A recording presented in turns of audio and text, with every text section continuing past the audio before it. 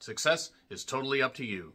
Earworm is written and directed by Kyle Cleage, comes to us from Gravitas Features and Dirty Sweater Productions, and centers around a man named Henry, played by Evan Jones, who is just going through the motions of life. He does have a best friend named Greg that tries to encourage him to get out of his socially awkward bubble and talk to women. Even during speed dating night, he can't do that. Even during short bursts of conversations, he's looking down at the ground. He just doesn't know how to talk to women.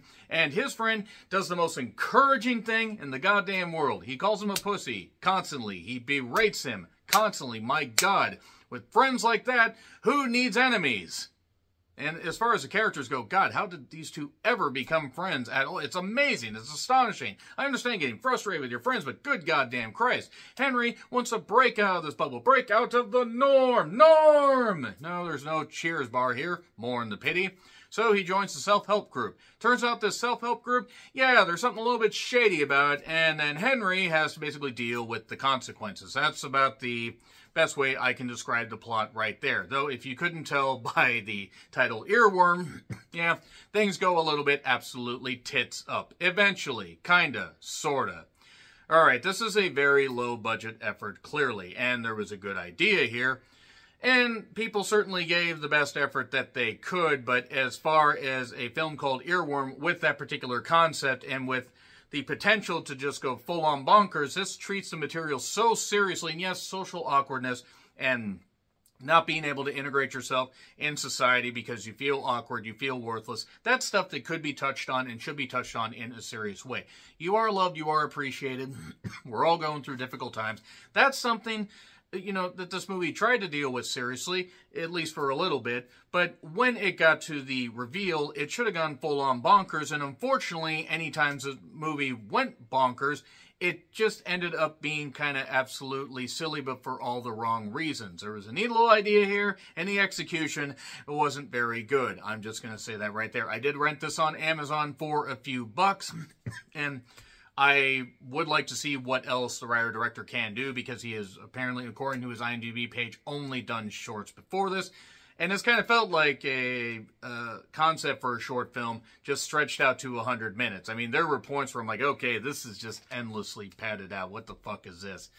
Yeah, I thought it was totally inconsistent. It just didn't, you know, delve into the silliness of the concept enough. And unfortunately does not get a recommendation. Now, again, I read it because I'll throw a little bit of money towards just any movie. This is by no means the worst thing I've seen this year, but it's really not very good. I'm sorry. Any neat little, you know, germ of an idea is just not really capitalized on. And it also takes forever to get to anything where you can just say, haha, this is exactly what I wanted from a movie called Earworm. I'm going to get into spoilers just so you know it's available on Amazon for just a few bucks. Check it out if you want. I mean, why not? You might feel differently. So, nevertheless, 3, 2, 1, spoilers.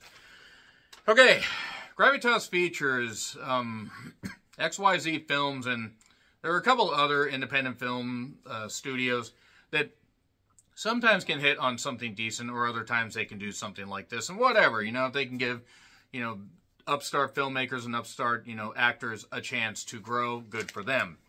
But the credits are making me dizzy. The credits are kind of neat, but a lot of flashing imagery and a lot of bleeding over the names. It started with a guy bringing his groceries home. There was a guy standing, you know, covered in oil, looked like he was in some kind of mechanic suit. And apparently this guy worked at the grocery store. You know, maybe he, you know, offered to bring the groceries home. He was just a kind passerby, and the guy said, fuck you. So he went and beat him to death with an object. And the blood ended in a blender. They did not span around to a beautiful oblivion. Rendezvous, and we go to a detective duo where they try to figure out what's going on.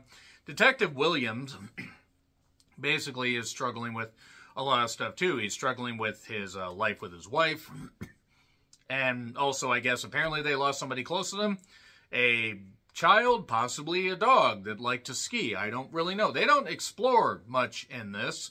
And basically, it turned out this guy was Burt Jennings. He was part of this group.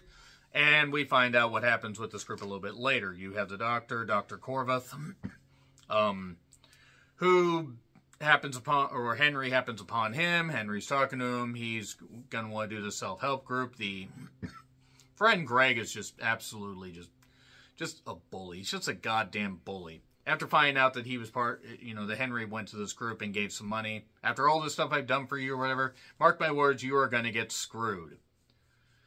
Yeah, that's what you want to hear from your friends. Like, yeah, you need tough love from your friends, but good goddamn Christ. This guy is about as good at talking to women as I am, because, to be perfectly honest, I'm great at giving advice. I'm terrible at dating. Henry does strike up a conversation with a coffee shop barista. Are there any other kinds?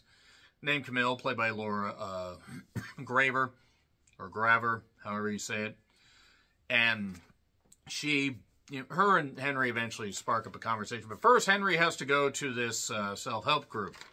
And then he ends up getting drugged, because the punch gets drugged almost Jim Jones style.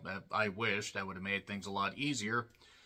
And then this group, it turns out they're part of this cult that worship blue oysters. I've been around, kid, and I've been a square kid. If you get that MST3K reference, I love you guys. They drill this worm out of him that's supposed to be an earworm that actually is more like at the base of the neck or the skull. And they put it in Henry. It looks more like a finger. Doesn't really move because the production budget was cheap. There's nothing wrong with that. Just noticing things. And Henry is now cursed with this earworm. And everything seems fine. He can talk to women. He strikes up a conversation, a romance with Camille. That goes absolutely tits up. Absolutely tits up after they end up fucking. And apparently that activates the earworm. And the earworm says, okay, this other guy, Bert, did a bunch of killing. Now let's have Henry do some killing. Except they make Henry kill people in hilarious ways. He does get, before this, he does end up getting a mixtape from Camille. Either like their time at a bar where there was dancing and singing. Or because she's a wannabe singer. Or, an aspiring singer, I guess is really what I want to say. Henry starts hearing things. He eventually beats the shit out of his friend, yelling, fuck you, fuck you, fuck you, over and over. And one of the most hilarious death scenes. It takes forever to get done. My God, it's ridiculous. And then he starts freaking out while on a date with Camille after not talking to her for a while because apparently weeks have passed by. I guess you just have to trust the movie here. And he's bleeding from the mouth, bleeding all over, not acting well. He beats the shit out of the co-worker that she had because, yeah, let's just say that after he got too close to the TV with a bunch of static and this earworm hates static, they're here. Stuff just starts occurring. He beats the shit out of his co-worker, killing him.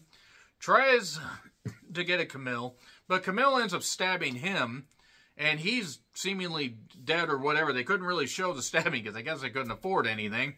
But Williams also is doing this stuff where Detective Williams, he's looking around, him and his partner are looking around, and he's also getting this weird flashing imagery. Maybe his wife's alive, maybe his wife's dead, maybe Williams is in two different time periods. I don't really goddamn know here, because this movie is just kind of all over the goddamn place. Weird shit just starts happening. And Williams ends up going to the church. He's about to get the earworm put in him, and then everybody gets shot. But the earworm is in him, and then he decides to go kill his partners. And also they show his wife dancing, after showing her with no eyes and no mouth. Yeah, what? Yeah, sorry, no. I mean, earworm's not the worst thing I've seen. There is effort, at least at first, but yeah, gets an F. I'm sorry, it gets an F. I mean, if we were doing 1 out of 10, it's not a 1 out of 10, but it's not great. I'm sorry, it's not great. Sorry. Can't help it. I got to call it like I see it. I love me some horror movies. I love indie horror movies. I love schlock, whatever. This just bored me to tears. Neat little idea. Bored me to tears. Agree, disagree, what I said. Like, share, subscribe, Twitter handle in the description. I'm Charles Retland. I'll see you soon.